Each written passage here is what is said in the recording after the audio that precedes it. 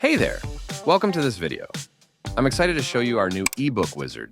It's actually 3 wizards in one with a total of 18 prompts. Pretty cool, right? Let's break it down. First, we've got the eBook outline wizard. As you might guess, it creates an amazing outline for your ebook. It only needs 3 simple inputs from you, but it uses 5 separate prompts behind the scenes. This means you're getting the benefit of 5 AI prompt runs, each with full token capacity.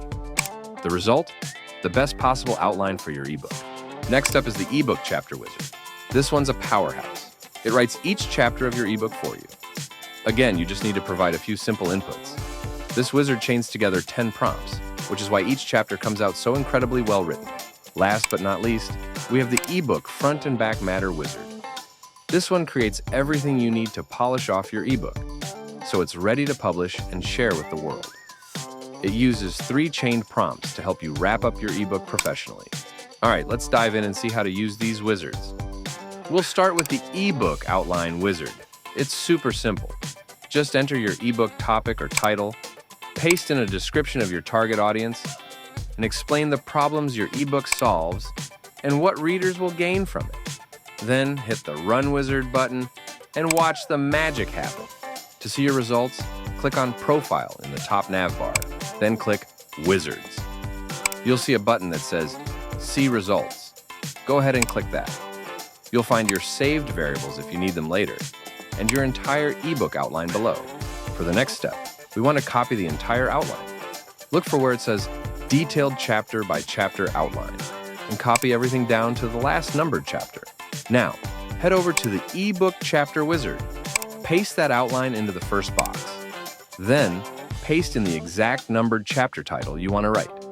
If you want, you can add some extra context for the chapter. Don't forget to paste in your ebook topic or title and the target audience description you used before. Then just click Run Wizard and work through each chapter.